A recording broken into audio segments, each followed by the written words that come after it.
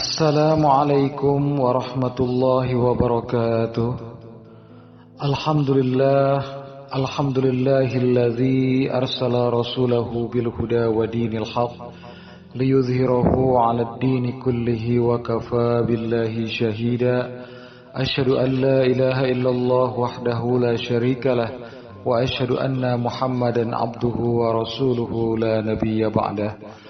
Allahumma salli wa sallim ala nabiyyina Muhammad wa ala alihi wa ashabihi ajma'in, amma ba'du.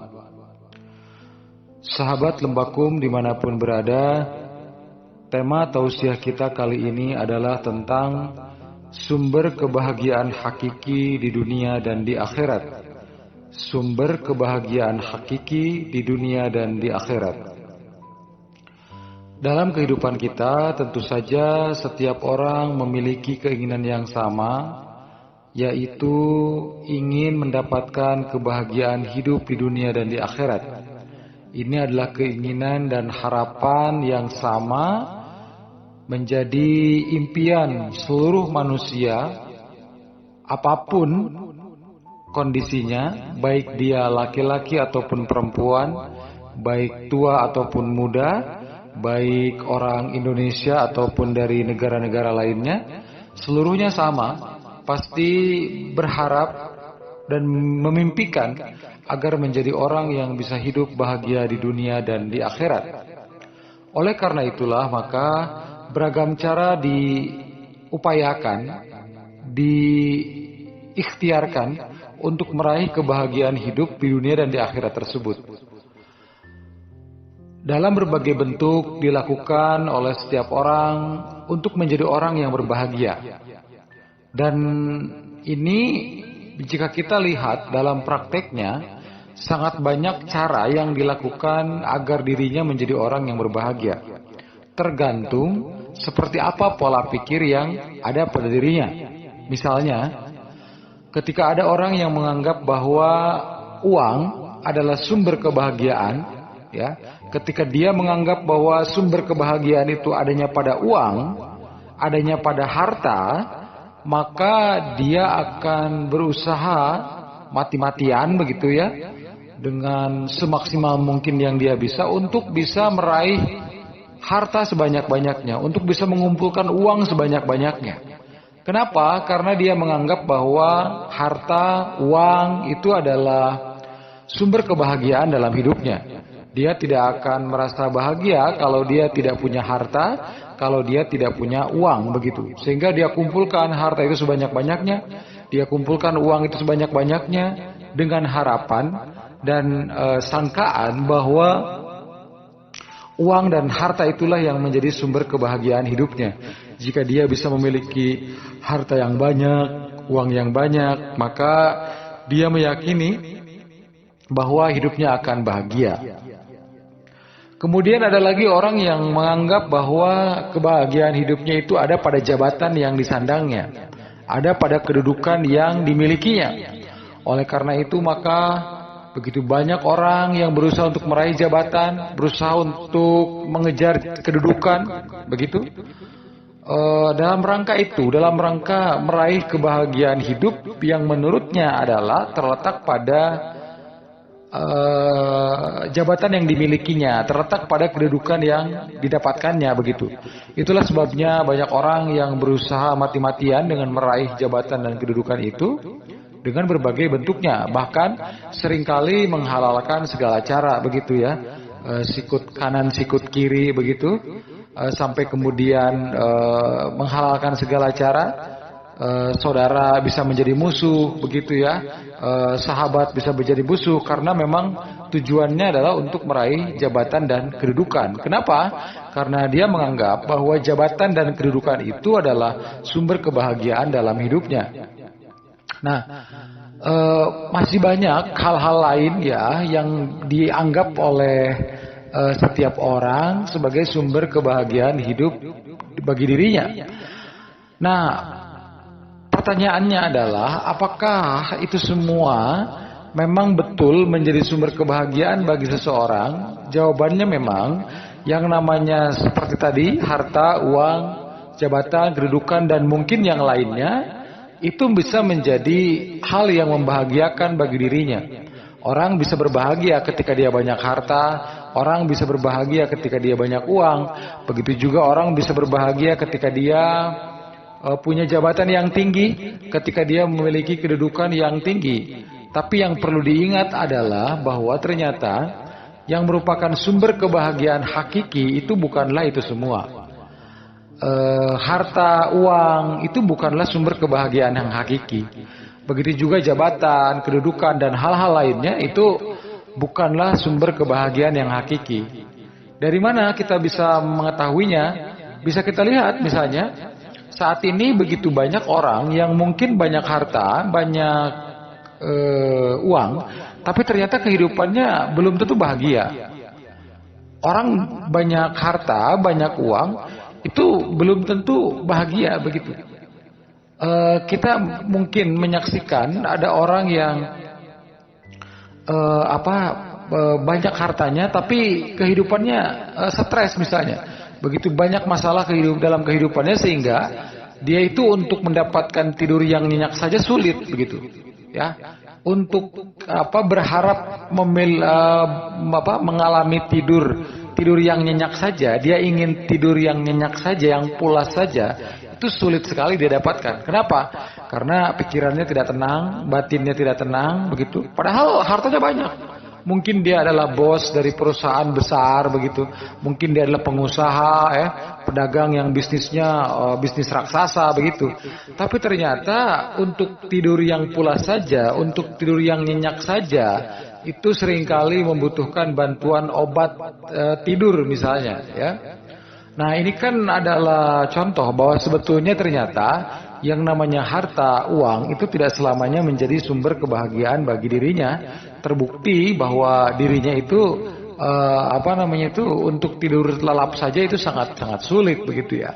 Karena kondisi batinnya yang tidak tenang, kondisi pikirannya yang stres begitu, banyak masalah.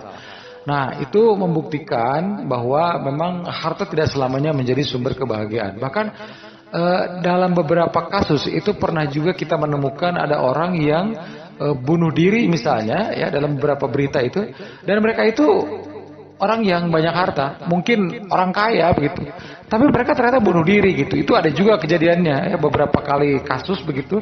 Itu kita dapatkan hal itu. Artinya apa? Artinya ternyata memang harta, uang itu tidak selamanya menjadi sumber kebahagiaan. Begitu juga dengan jabatan dan kedudukan, ya. Itu juga sama, tidak selamanya menjadi sumber kebahagiaan, karena tidak sedikit misalnya orang-orang yang punya jabatan tinggi, punya kedudukan yang tinggi, justru jabatannya itu menjerumuskannya, jabatannya itu mencelakakannya. Tidak sedikit orang kan yang jabatannya tinggi, mungkin selevel menteri, mungkin anggota DPR dan yang lain sebagainya misalnya, dia punya jabatan tinggi tapi ternyata dia celaka gara-gara jabatannya itu. Mungkin dia masuk penjara, ya kan? Mungkin dia terkena hukuman apa begitu ya, karena dia terkena fitnah dari jabatannya itu, yaitu dia melakukan penyalahgunaan jabatan, penyalahgunaan kewenangan begitu ya, tindakan korupsi, kolusi dan lain sebagainya. Justru jabatannya itu mengantarkan dirinya pada kecelakaan, mengantar dirinya pada kesengsaraan begitu. Ya, bukan kebahagiaan yang sebagaimana dia kira gitu.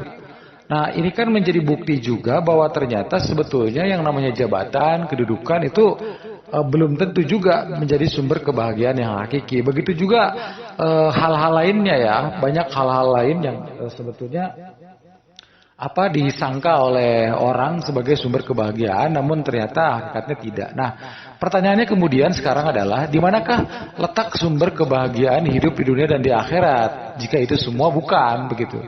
Nah, jawaban sesungguhnya dari itu semua adalah sumber kebahagiaan hidup yang hakiki di dunia dan di akhirat adalah terdapat pada keridhaan Allah, terdapat pada marzatillah, pada keridhaan Allah. Kenapa? Karena seseorang itu dia kalau sudah mendapatkan keridhaan Allah, maka dia akan bisa hidup bahagia di dunia. Gitu. Begitu juga di akhirat. Jadi orang yang sudah mendapatkan keridhaan Allah, dia diridhoi oleh Allah, yakin itu hidupnya akan bahagia baik di dunia maupun di akhirat. Yakin itu. Kalau orang itu sudah mendapatkan keridhaan Allah Subhanahu wa taala, itu sudah pasti. Ya, sudah pasti. Jadi ketika seseorang sudah mendapatkan keridhaan Allah Subhanahu wa taala, menjadi orang yang diridhoi oleh Allah, maka sangat bisa dipastikan hidupnya, kehidupannya baik di dunia dan di akhirat akan mendapatkan kebahagiaan yang hakiki, kebahagiaan yang selamanya begitu. Nah, itulah yang perlu dipahami, karena orang itu bisa masuk surga karena mendapatkan keridhaan Allah. Begitu juga seseorang masuk neraka karena dia tidak mendapatkan keridhaan Allah. Jadi orang bisa masuk surga karena dia mendapatkan keridhaan Allah. Begitu juga sebaliknya, orang bisa masuk neraka karena dia tidak mendapat keridhaan Allah. Artinya, sumber kebahagiaan hidup yang hakiki di dunia dan di akhirat adalah terletak pada keridhaan Allah, begitu. Nah, ini hal yang penting untuk kita pahami. Oleh karena itulah maka kita harus bisa memposisikan hal-hal yang tadi itu secara proporsional, gitu. Harta, uang, jabatan, pangkat, kedudukan itu bukan sumber kebahagiaan yang hakiki, tapi itu adalah alat ya untuk mencapai tujuan ya, dan tujuan itu terdapat pada keridhaan Allah Subhanahu wa taala. Jadi begini, harta, uang, jabatan, kedudukan itu bukan tujuan ya. Bagi seorang muslim itu bukan tujuan, tapi itu semua hanya alat, hanya wasilah untuk meraih tujuan.